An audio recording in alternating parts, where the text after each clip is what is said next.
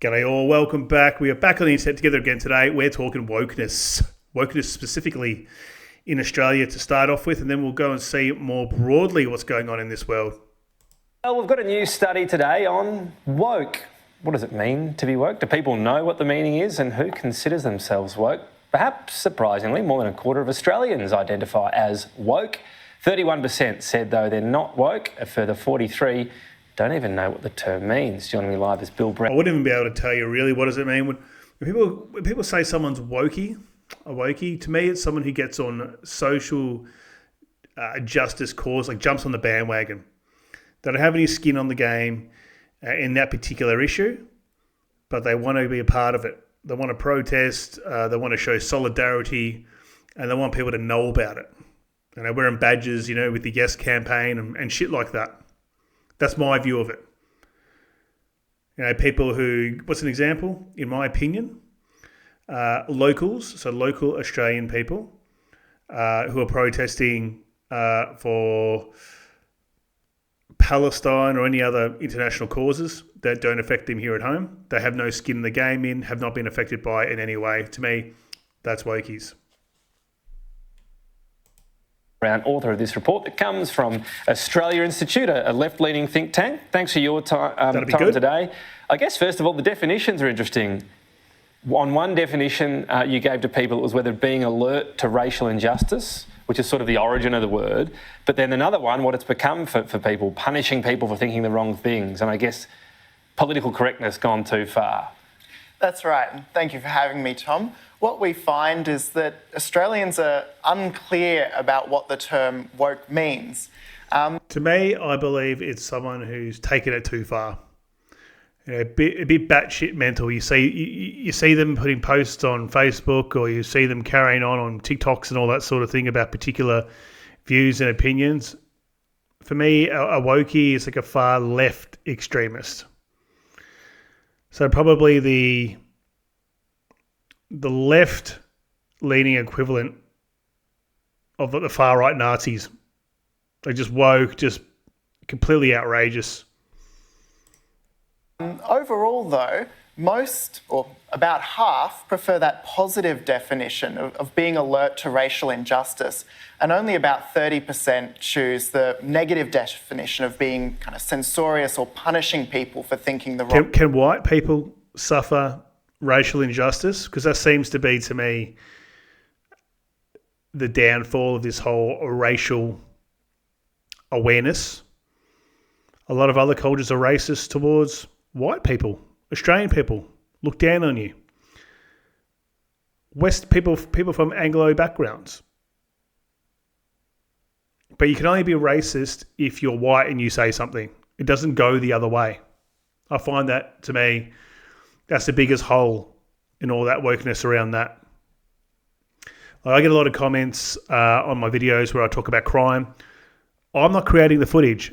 The footage has people of Middle Eastern backgrounds and African backgrounds in the footage, literally in the footage, swinging machetes around, fighting each other, and I get called a racist for talking about it. How does that work? I didn't make the video. I didn't make it up with AI. I'm a racist. Wrong things. Right. So for now, that's where people sit. Slightly more agree that the positive one. I was really interested in this breakdown, though. We'll bring it up for our viewers on age. So if you're 18 to 29, according to this survey, 1,003 Australians surveyed, 49% say they are woke, pretty high. But if we go through the ages, 60 plus, so that's the middle column there, if you're considered woke, only 9%.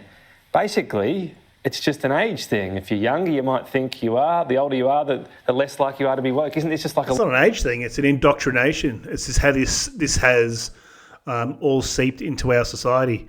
Even when I was younger, I didn't even hear about any of this stuff. Or if you did, you'd think they're wackos. People who are gluing themselves to the concrete, to stop construction materials being delivered on a truck, or going up a tree and staying up a tree for 3 days without food, in protest of it being chopped down. But now, what do you got of these wokies? What's a really outrageous woke thing? Okay, I'll tell you what it is. The slut walk. Have you guys and girls at home heard of the slut walk? Just Google it. So it's women pushing back against the patriarchy, my body, my choice, walking around with more or less no clothes on, tits out, everything. Goes against the purpose of that whole protest in the first place. In my opinion, it's just absurd. That's that's a big woke thing. A lot of things, the kids are picking it up and the older people say they don't want a bar of it. I think what's striking about the age figures is that you see a roughly consistent 30% not describing themselves as woke through the age differences. So part of that increase for those of younger age groups is that they're more familiar with the term as a whole. I think that's interesting. And that's the right-hand column there, which has most people in those sort of 30s not woke. Well, they want people woke, subservient to government. Wokies love the government. Love the good Labor voters, Greens voters. I don't think you could be woke and vote Liberal or One Nation. I don't think that'll be possible. Hey, maybe it's out there. What are you guys' thoughts on it? Let's look at this chart. So it's really telling this data here. So unfamiliar with the term. So this lighter colour here, that's 60 plus, and then 50 to 59, 40 to 49. People don't even know what it is because it didn't exist.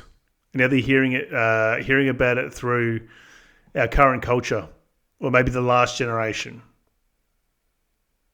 There wasn't really a thing. I'm a millennial. I didn't even think. I didn't even know about this. There was something you called someone as a joke. And say you got all these young'uns coming up, super woke. Why do you reckon that is? I think people lean to the left and go super woke on stuff when times are tough. This is my theory, because I'm just trying to work out what it would be. Number one, times are tough. There's not a lot of hope for a lot of people, so they go against the system. To the far sort of left, go against capitalism, etc. Fair enough, I get it. So that's why I reckon there's that spike, but it's also just this is becoming normalised. These ideals in schools, universities, etc. They're all indoctrination camps. I don't think you could be a conservative in a school now unless you're at a Catholic school or a religious school. You'd be seen as persona non grata. That's my thoughts on it. As I said, I haven't sat down and written a thesis on this. I'm just looking at this data set and trying to put together a thought on it. And so, as you point out, 59% of plus 60s don't know what it means, and then you get a lower percentage that think they are. But what's happening there? It's not cutting through. Older people sort of go, I don't care about that. I'm set in my ways. I don't need to know this new terminology. I think one thing that's interesting is looking at to what extent people define themselves as woke based on what they're hearing. In the Australian context, most use of the word woke in the media is critical. It's people using that negative definition of woke. But what you see from the stats is that hasn't really cut through with the public. And I think one of the reasons why that's the case is that we see the word woke overused. It's been used to describe everything from the Queen to the movement for Australia to become a republic, as well as the Wiggles, the Disney Corporation, and so on. So people are seeing that negative use of the word woke, but finding that it doesn't describe them. And I think that explains a lot of the... I think it is a negative term. If you're generally a common sense person, so I've got to spit that one out. If you're generally a common sense person with your head screwed on your shoulders, some of these ideas that you'll hear or thoughts just seem completely outrageous. I think woke as well is fanatical. These are people who you cannot have an opinion or a differing view on a particular issue. You can't discuss it. Have that opposing view. You'll be screamed down or instantly be called a litany of insults. That's to me what a wokey is. Like completely fanatical. You just cannot discuss or open their mind to a different possibility on a particular topic. identification with the positive definition. So on the other side, though, this again, the definition of the positive one you put forward, being alert to racial injustice, it strikes me as a sort of the origin of it, but people adjusting what they do in particular organisations, you know, and all the inclusivity, it's gone well beyond just being alert to racial injustice. And this does... It's gone way too far. You got, you know, wearing purple for LGBT plus day and all this sort of stuff. Nothing wrong with that. It's just, to me, I feel like I'm living on a different planet sometimes. I just think it's a bit outrageous. Business places for business. It's unfortunately now turned into a daycare centre for adults, and to bring their own personal opinions and views and stances on politics and push them around. In my view, work is for work. Don't come talk bullshit politics, whether it's left or right or wherever you sit in the middle, up or down. Come, do your job, move on. Unfortunately, that's not the case. You get a lot of businesses who do the welcome to country ceremony. What are my thoughts on that? I think it is a good thing when an Aboriginal person is doing it and welcoming you to their land. And they do a smoking ceremonial. I reckon that's really cool. What is not cool is people who are not Aboriginal doing welcome to countries inside offices with meetings of either 2 or more people, welcoming other non-Aboriginal people to the country. It makes absolutely no sense to me. Now, as I said, if an Aboriginal person does it traditionally, fine. That's why I think there was that whole uproar. I can't remember if it was an AFL or NRL game, and they had welcome to country and all got booed and all that sort of thing. I think that's because people are fatigued with it because it's everywhere, and not so much a traditional welcome to countries. It's every day. Everyone's doing it. It's virtue signalling over the top. I don't know, maybe I'm just too critical, too cynical, but that's my view. Lead people to sort of think, where does it end? Does every single thing need to have the same number of 100 different groups represented, and is that going too far? Do you get people who sort of think, you know, it starts off with a small point and it just seems to permeate all through our lives? Yeah, I think that does point to the way that the term has been used and misused. So while it's true that there's this original definition, alert to racism, which particularly is salient in the United States, the import to Australia has been with the negative definition. But when you use the term so broadly, I think you hide the importance of these issues. So when you describe climate action and inclusive language and action on racial injustice all as wokeness, you're really just saying that they're things you don't like. You're not pointing to So you don't think it... But what the people that initially wanted to sort of, you know, alert more people to racial injustice, hasn't it also been the case that similar people broaden it out and said, well, now we've got people talking about this, what about sexuality, what about gender, what about all these other elements? Hasn't that also been people supporting the term and the alertness, if you like, wanting to expand it as well? Yeah, it's quite possible that there's some of that people see similarities between the struggle for racial justice, for addressing gender inequality, for addressing homophobia. Gender inequality. I can tell you now, as a white male working in Australia in an office environment, gender inequality, you got to be joking. It's more or less, the inequality is now for being a white male in society. Where's the racism and sexism about that? Where's the injustice there? It doesn't include us. No. All right, I'm going to move on from this particular one. Let's talk Rip Curl. Rip Curl are having huge financial losses at the moment due to promoting their brand with transgender surfers as the face. And so that has gone down like a ton of bricks, as you would think. Let's think about what the Rip Curl brand represents. You know, it's Aussie surfing brand. You know, chilled, soul of the earth, Aussie blokes with beach blonde hair. punching down darts, smashing down cans, and just getting some sick barrels. I don't know nothing about surfing, right? Clearly. It's not about them using a transgender person to appeal to their major audience, which is going to be men and straight men. Australian public have said no. They've said they've had enough. It's affected everyday mum and dads who buy this brand. What you need is for people, at least behind the scenes, to rise up. That's why this is such a big moment.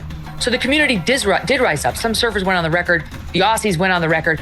Completely deluged Rip Curl. I guess it's like a lot of these brands, they think they can virtue signal and insult the intelligence of everybody and get away with it because they don't respect the customer. But more and more people are showing these brands that the more you do this, the more we're just not going to shop. Go woke, go broke. You, Rip Curl. Yeah. You tell them, Baz. This is your customer. It's the same as the Bud Light. I'm going to get onto that in a little bit.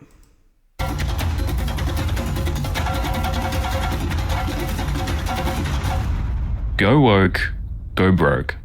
That's what some Aussies are saying after Rip Curl's parent company, KMD Brands, recorded a staggering loss of nearly 94 million New Zealand dollars. The surfwear giant has faced some backlash ever since it featured a professional transgender female athlete in a women's surfing campaign back in 2023. Additionally, Rip Curl parted ways with professional surfer Bethany Hamilton after she spoke out against transgender competitors in women's sport. It draws parallels to America's Bud Light. That's it. That's wokeness. Just shut up. You know, if you don't agree with this, we're going to silence you and cancel you out. I can't understand how there's even an argument with that. You got biological women competing with men who have converted to the lifestyle of a woman and have taken some hormones and stuff like that, hormone blockers, whatever it may be, blocking testosterone. But they still grew up a man, developed like a man. Bone density, muscle strength, muscle endurance, stamina. Generally, these are traits that men have in superiority to women. It's just the way we're built. Sort of sexist comment. And so then a woman says, hey, this is bullshit. But you got a dude in a one-piece swimsuit competing against us and breaking records left, right and centre. This is not on. You're gone. No, you're not inclusive enough. It was the same when I talk about wokeness as well. It was the same when Gillette did that ad. Who buys Gillette razors? Men who shave their face. Yeah, let's do an advertisement which basically calls all of your customers, i.e. men, abusers, violent perpetrators of DV. Yeah, that'll work well. Light controversy. Bud Light partnered with transgender actress Dylan Mulvaney, who posted a short Instagram video featuring a custom can with her face on it to celebrate her 365 days of girlhood. However, many boycotted the brand, and it seemed to lose its core American drinkers overnight. So, who thought that was a good idea? Bud Light or Budweiser beers. Why would you put a transgender person's face on that and celebrate 1 year of them from transitioning from a man into a woman? And think it's not going to piss off your masculine male customer base? Who comes up with this shit? Clearly, wokies in the office. Makes no sense. Did Rip Curl's own account? Because when they do shit like this, I'm gonna let this play out. I can't help it. I've got a rant today. All this signifies to me is people in these companies to push it down your throat. They'll say, well, if they don't like it, well, they're going to have to like it because this is the direction we're going. We're inclusive. We're going to try and capture every minority group while annoying our major segment. Pretty stupid. KMD survived the controversy. Well, the numbers paint a grim picture. KMD is closing 21 stores from its global portfolio. Even with a slight recent uptick in sales, the damage has been severe. But KMD isn't the only Aussie icon facing a crisis. The 124-year-old department store Myer is also in a share market bloodbath. After the retailer's operating profit after tax fell to $36.8 million, Down 30% on the previous year, Myer has swung to a massive $211 million statutory loss. Investors reacted by dumping the stock and causing its share price to plummet by 29% in a single day.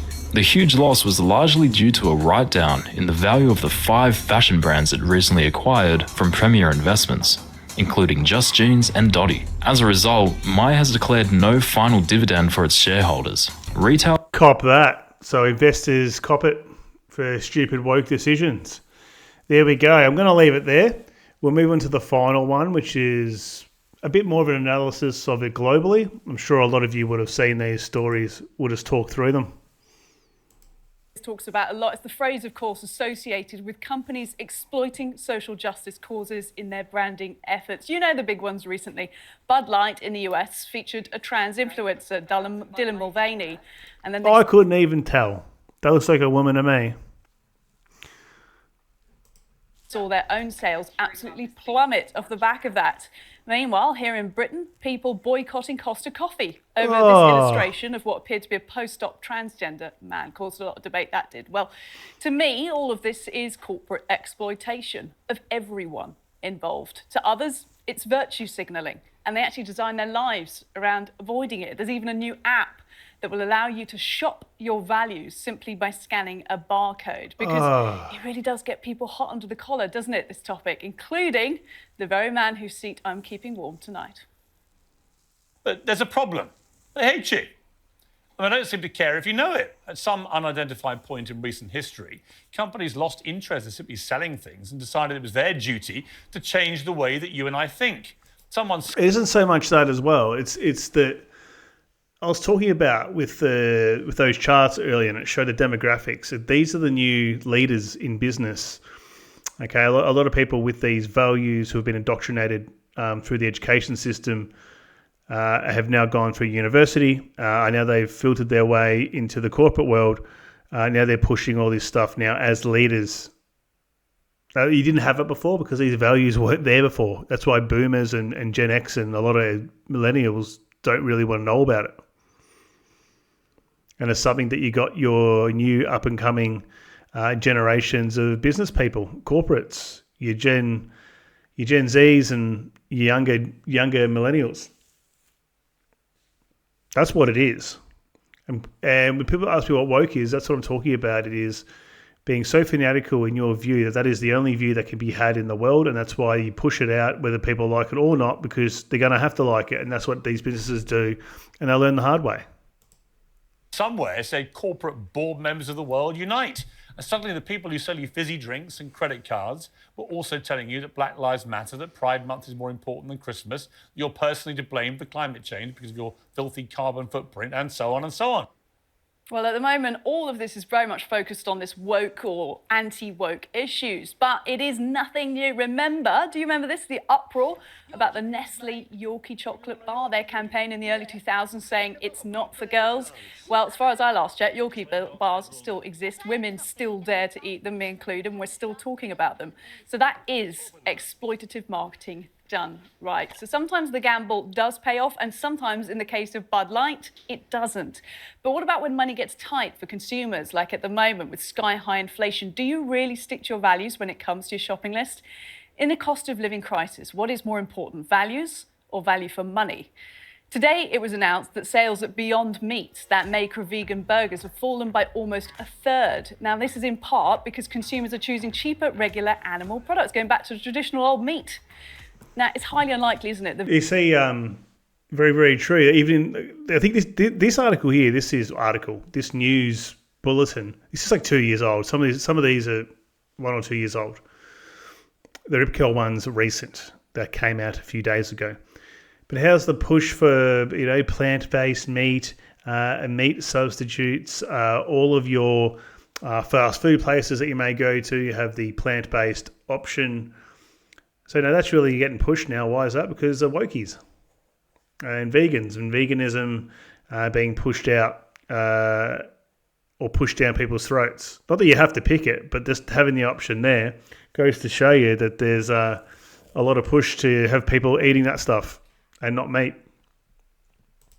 The vegans are suddenly giving up on veganism only about 1 to 2% of the UK's population is actually estimated to be vegan. And yet one report found nearly a quarter of all food products launched in 2019 were labelled vegan. Now, from a business perspective, that is just absurd, if you ask me. Too much expensive supply, not enough core demand, means that vegan food bubble is bursting. So is it a triumph over woke?